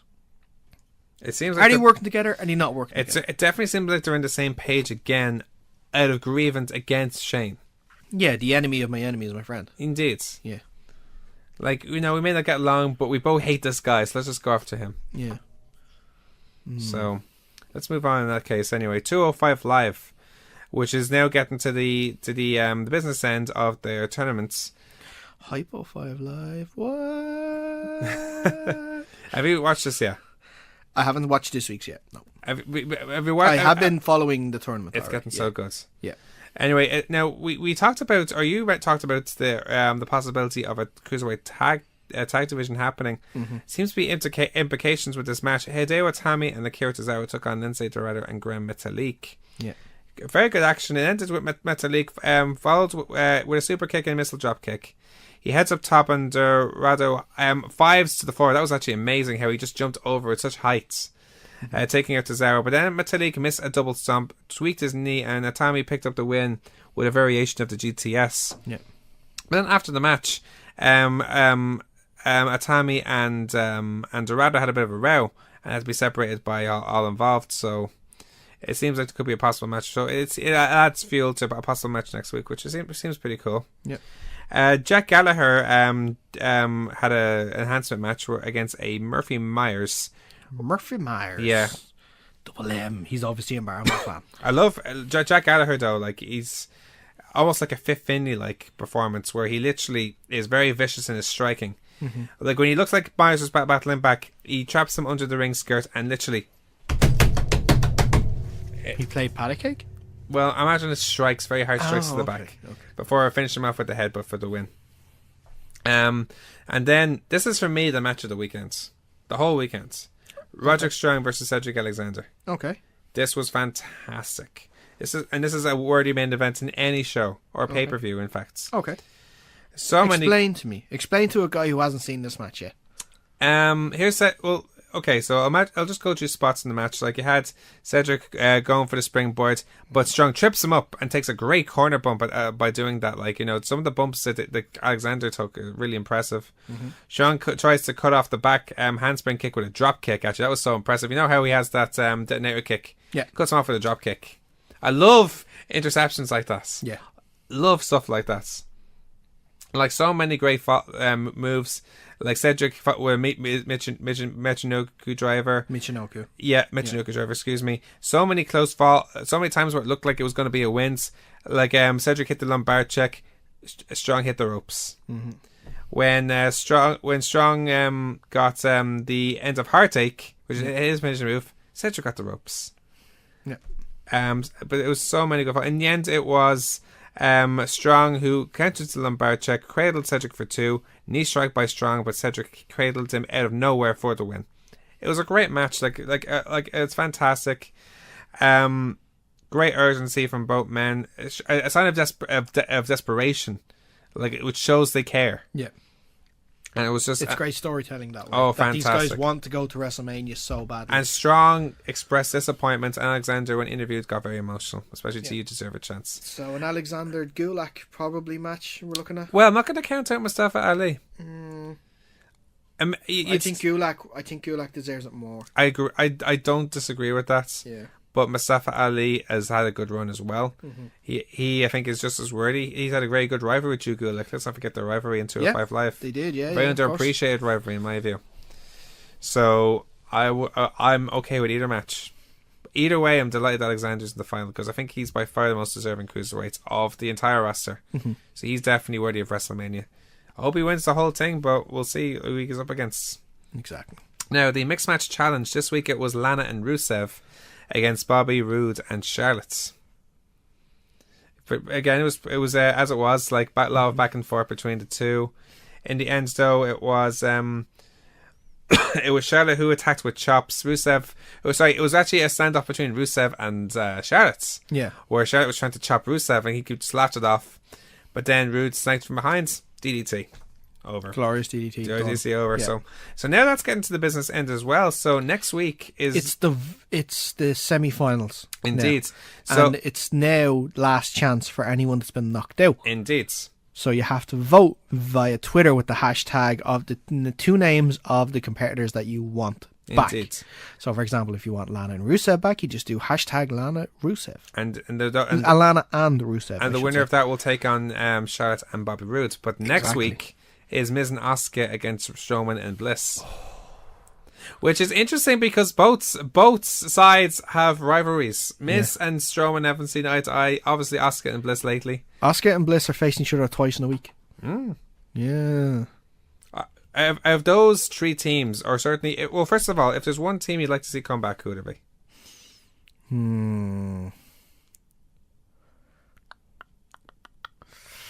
Wouldn't mind... Balor and Banks. Obviously, that's the obvious choice. For some reason, I'd say Elias and Bayley. They didn't really get a fair whack at it, I don't think. Yeah. Rusev and Lana, the videos that they did as well beforehand were great. Carmella and Big E. Carmella and Big E, they have been fantastic as a team together. What about Nakamura and Natty? They do the whole cat thing. I'm not a big cat fan. I'm a cat man, so... I'm a cat man. Sorry. No, it's just because I'm allergic to them. So fair that's why. So it's not like the biggest thing. All right. I'm not bigly into it. But Big E and Carmella, that's who I want. All right, so based on that, who of those 4 teams will win the whole thing? What's your prediction right now? I'm going to stick, I said before, it's Miz and Asuka. Really? Because you still can't have Asuka lose. Oh, it's a good point. Never thought of that. Yeah. So Miz and Asuka. But I want Strowman and Bliss to win.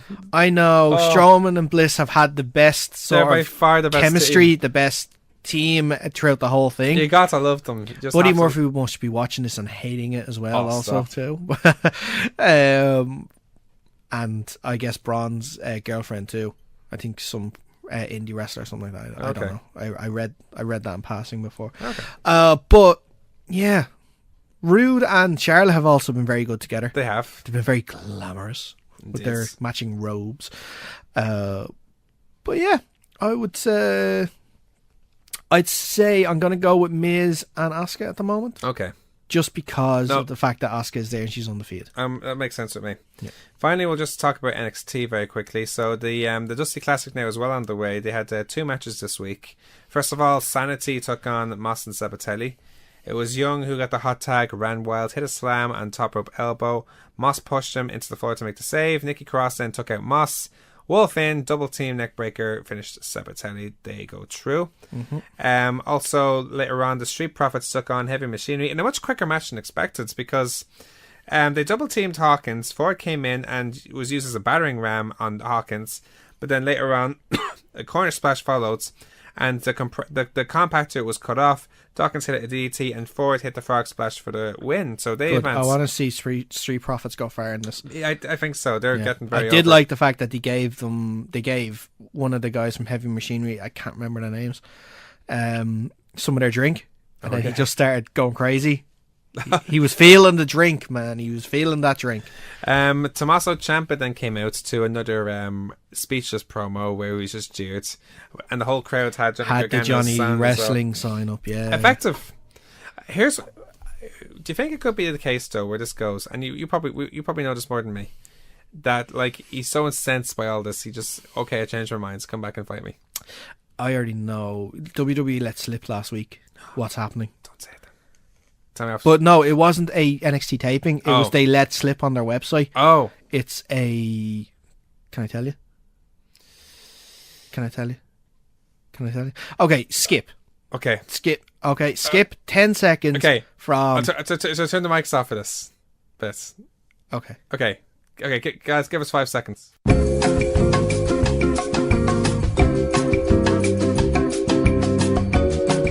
Grand, so he just told me there. That's the only way we can do. Are you hyped for it though? Yes, that makes so much more sense. I think that stip is better, isn't it? Listen, if that ever happens again, that's the way we're doing it. That way that they do it just makes it work so much better. I'm gonna play music over this. Do like elevator music or something. Yes. Moving on. Your call is very important to us. Please hold the line. Lacey Evans took on Dakota Kai 1-on-1. It was a pretty quick match actually, where Evans Dakota Kai's first match back since she had that arm horrible injury thing against Shayna Baszler. And Evans tried to exploit that, but grounded the action straight away. But then Kai escaped a roll up for the win. Shayna Baszler. Go ahead, finish. I'll make my point after. Shayna Baszler came out after this looking to attack, but Ember Moon came out making the save. Yeah. And then challenged Baszler to a match at TakeOver New Orleans. Mm-hmm. They brawl as refs try to break it up. Baszler ends up dropping Moon with a big right hand. Moon fires up and hits a kick to the face, heads on top, and Baszler gets cut off. But then Baszler looks to get a Kimura lock, and Kai makes the save, kicking Baszler in the face, with Moon following with the Eclipse. Yeah. So that could be a sign that Dakota Kai could be involved later on. I don't think so. I think so. Dakota Kai and Baszler will have another match before TakeOver, and then that'll be it. Just because while we're on the point of women in NXT, unfortunate to hear during the week that probably my favourite competitor from the Mae Young Classic, who got an NXT contract, Abby Lath, was released during the week. Kind of sad. I wish they'd done more with her. She's good enough. Yeah. Also like her because she's a fellow Seattle Seahawks fan as well, so we've got that connection. Well, I'll tell you what, she was in OTT before, so I'd love to see her come back now. Well, it's great that if you do follow her on Twitter, that she has been announced for so many shows now. She has. She was booked almost as soon as the news came out that she was released. The phone rang straight away for her, and which is great. She's going to be competing everywhere.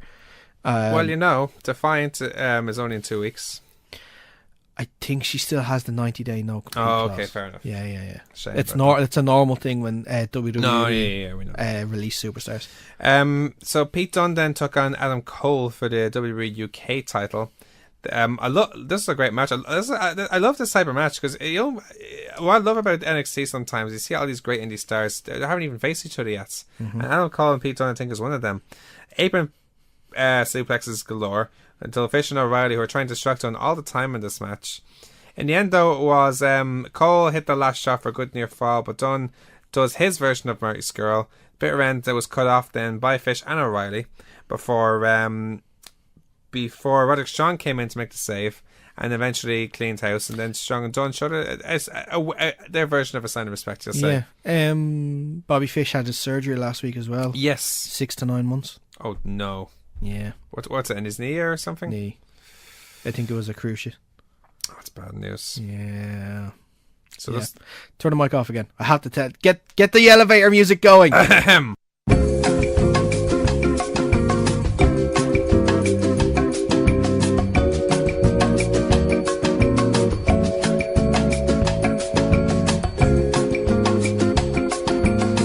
That's big news. I love this. I so want to keep doing It this. could be a fatal 4-way actually, with the other team. But I'm not. Don't go to the music again. It's fine. Okay. Anyway, finally, Aleister Black and Andrade Almas were supposed to have their contract signing for their NXT title match at New Orleans, but it was Zelina Vega who was representing Almas, as she wasn't there, and she claimed that Almas would destroy Black. I loved Black's approach in this whole thing. Like, he just handed the contract, he moves the table away, took a seat in the ring, and said, okay, I'll note that down at your level, and kept making all these short jokes, which was brilliant. So I think he can measure up, like, now, and it was just really funny. Yeah. Did you see the obviously during it, Candice LeRae came out after Zelina Vega. Yeah. Brilliant from Tommaso Ciampa on Twitter. What did he say? Afterwards. Yeah, I think it was on Thursday he said it. He put out a tweet. It's a picture of Black and Candice LeRae smiling at each other. He goes, "That's a great point, Ciampa. I wonder what this photo is saying." ... Just trying to stir the pot more with his rivalry. It's brilliant. Brilliant, yeah. That's awesome. So, as I said, though, Candice LeRae came out to attack Vega, so after that match. So that's our results of the week then. So we'll just take a quick break, and when we return, we will talk about our previews of the week. In the future, roving bands of comic book podcasts will savage the wasteland, once known as the Internet. One podcast, the Grawlix Podcast, may not be the biggest, may not be the funniest, may not be the most well-spoken. Wait, what was my point again? Oh yes, the Grawlix Podcast. Listen to it at grawlixpodcast.com. That's GRAWLIX podcast.com. We're back here on the Kickout, your weekly pro wrestling guide, live here on 90.3 Near FM. Now let's move on with our previews of the week. Why, look at what we have here, folks! We have a good few previews to bring up now, so let's just get to them now very quickly. Obviously, OTT Contenders 7 is happening tomorrow, March 18th, literally the Hangover show, if you like. At the Hangover show is the Scrappermania one. The Hangover show is the title for Contenders 9 after Scrappermania. That's true, but considering that Paddy's Day is today. I know what you're trying to do, but I thought I'd ruin it for you. No problem. Sorry. At the Ringside Club at the National Stadium in Dublin. Tickets still available on November.ie. Matches announced includes Jonah Rock versus Terry Thatcher, Travis Banks versus Scotty Davis, a triple threat match for the OTT gender neutral title. Session Martina will defend her title against LJ Cleary and Chris Brooks from CCK. Big Daddy Cool, Big Cool, and I Am Cool, aka Joe Coffey, will take on Eledro, Angel Cruz, and Rick from Team P. Rick. In a 6-man tag. Kings of North will take on Aussie Open. Darren Carney and Nathan Martin will take on the team of Curtis Murray and Michael May. And also the brackets will be announced for the NLW title tournament as well. Now, on Wednesday, March 21st, Low Blows and the Fight Factory Pro Wrestling will be combining for In Your Boozer. That'll be happening on Buskers in the Ball in Wednesday, March 21st. Tickets are free for Low Blows Network subscribers, but also available on eventbrite.ie. The show will feature a live recording of the Spantex Pantomime podcast with Jussie. They'll be reliving a Fight Factory episode 3 Dive Hard in full with wrestlers involved in commentary. That's going to be really funny, actually. Yeah. See what their aspects of the show are. They're also announcing a new GM. That's very true, yes. Yeah. God, I wonder who that could be. I don't know, but I'm very busy on Wednesday, by the way, so don't ask me to go. Okay. Yeah. Okay. Yeah. Wrestlemania table quiz with prizes is also going to be happening, as well as pool challenges against the stars of Fight Factory Pro Wrestling as well. Good luck anyone that wants to try and beat Phil Boyd. That's it. Now, Uprising Wrestling from up in Belfast will be back for their live in Crumlin Road Gall show number 2. That'll be happening on Sunday, March 25th. Tickets are available. Crumlin Road Jail, isn't it? Is that It's just, yeah, is that how you pronounce it? Yeah, it's jail. Crumlin Road Jail, excuse me, number 2. Tickets still available on eventbrite.ie. Now, so a lot of matches have been announced recently. Jay Money to take on Cowboy Jim West. You must watch the promo for this, by the way. I only seen it just today. Yeah, you were telling me about it off air. Where Jay Money is like doing all these antics on the phone, and then then Cowboy Jim West catches him talking on the phone about unbalanced accounts. And they basically chase each other until they encounter each other in the car. It's brilliant. Where is the promo? I've no idea. It's in the field where it was during. No. Where can I watch it? Oh, it's on their Facebook page. Whose? Uprising Wrestling. Oh, okay. Other matches include in a mixed tag team match, Blake Richards and Debbie Cattell will take on the team of Angelica Harkness and Russell Dempster. In a fatal another 6-man tag, the Kings of North will take on the team of Adam Steele, Adam Maxted, and Stephen Cavall. In a fatal 4-way, it will be between Scott Spears, Gavin Fitz, Angel Cruz, and Brian Core. Curtis Murray will take on Eddie Stone in a ladder match, which I'm actually not sure what the implications are for that. I think it's to do with Curtis Murray won a tournament. I know exactly it. The Rise of the Throne tournament for Uprising. Mm-hmm. I think the prize for that is on the line in that match. Also, I'm guessing it's the title shot of some sort. I presume so. Yeah. And Alexander Dean will take on Tucker one-on-one on that card as well. Now, we also have 2 OTT cards coming up in 2 weeks' time. First of all, OTT are finally back at the Tivoli Theatre in Dublin on March 31st. Someone's happy about that. Yeah, because it's a long time. Yeah. At March 31st in the Tivoli Theatre for Martina's Gaff Party number 3, aka Sayonara Session Mats. It'll be her last. It'll be her last weekend before she heads off to Japan. Tickets are still available on eventbrite.ie. Matches announced include Session Mats to defend her OTT gender-neutral title against TK Cooper. Jordan Devlin to take on Angelico in a non-title match. Scotty Davis to take on Mark Haskins one-on-one. And just announced this week, Chris Ridgway will take on El Fantasmo in an NLW title tournament qualifier. So again, implications for the NLW title just there. Also, OTT Defiance will be happening on Sunday, April 1st, and also in the Tivoli Theatre. Tickets available on eventbrite.ie. Matches announced include Session Mat to defend her OTT Women's title in a Fatal 4 match between the winners of the following matches: Katie Harvey versus Valkyrie, Nina Samuels versus Sami Jane, and a mystery match where both opponents are unknown. Also, Dash Casacco will take on Jordine Grace, and the team of Laura Di Matteo and Chris Wolf will take on Charlie Morgan and Charlie Evans. So many great matches to look forward to there. And don't forget one other event.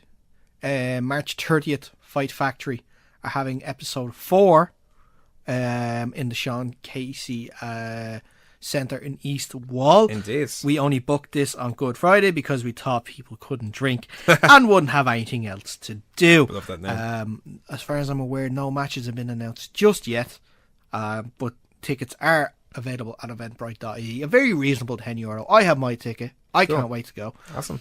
And you should go too, because it's Good Friday, and I know you can go to the pub, but why don't you just go and see some wrestling and then go to the pub? Yes. To talk about the wrestling. See? Everybody wins. Makes sense. Yeah. Makes sense. Let's finish off our show now with our yes-nos. Yes! No! Yes! No! Yes! No! There isn't that many yes no's to bring up, so just get through them very quickly. So, Braun Strowman's tag team partner for WrestleMania. What, is his tag team partner going to be yes or no? I don't know. No, this is a different yes. Will he have a tag team partner? No, we're going to guess who it is. Oh, Elias. Elias, 70 second Elias. Yeah, Elias. Yeah. You know, I'm actually with you on that. Now that's more I think about it. I'm. Although I like Elias, yeah.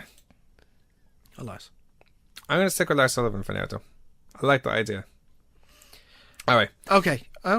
TNA working together with Ring of Honor in the future. And the reason I bring this up... They want it, don't they? Yeah. It's because of Austin Aries' recent appearance. Yes. And he showed his title. Indeed. Yeah. No, they've had a bit of problem recently in the past, mainly to do with Broken Matt Hardy's character. Mm-hmm. Maybe this could be deserve a new thing between them. Who knows? What do you think? I hope they do, because TNA need the help, and I think Ring of Honor could do with some of the competitors going over to there too. So, it would help both. So I'd say yes. Finally, Chris Jericho to be involved in the greatest Royal Rumble match happening in Abu Dhabi soon. Probably will be. They need 50 people, so throw Jericho in as one of them. Absolutely. Not much more to say about that, I suppose. Yeah. Anyway, that's all the time we have this week on The Kickouts, your weekly pro wrestling guide, right here on 90.3 Near FM, on all good podcasting providers, and on the EMC Podcast Network. Make sure to check us out on Facebook at facebook.com/The Kickout Wrestling, on Twitter at The Kickout Live, on our Instagram at The Kickout Wrestling, my Twitter at Dave Bandana, and Daragh Mars Bar. God, we have so much wrestling to now look forward to. So now we're officially on the road to WrestleMania now. Yep. I've got my seatbelt on. I'm on the road. And I'm going to get there. It's going to take me about 4 weeks. Meanwhile, but we'll get there. Meanwhile, it's Paddy's Day. Yay! Paddy's Day. Paddy's Day. Pints? St. Patrick's Day. Do you want to go for a couple of pints? Let's go for pints. I think you'd have to. You kind of have to. Kind of have to. Down a few whiskies. Ooh. Irish whiskies. Oh, yes. Some Jameson. Maybe some Paddy's. We do not advocate for binge drinking, by the way. We do not advocate for binge drinking. But in this episode, we just can't help ourselves. But on this day, you must. We'll be back next week with all the latest developments from the world of pro wrestling, both here and abroad. But until then, I've been Dave Cullen. He's been Daragh Maher. This has been The Kickouts, your weekly pro wrestling guide. Thank you so much for listening. I'm going to break you down. I'm going to make sure you stop thinking about Lars Sullivan being Braun Strowman's. Happy Paddy's Day, everybody.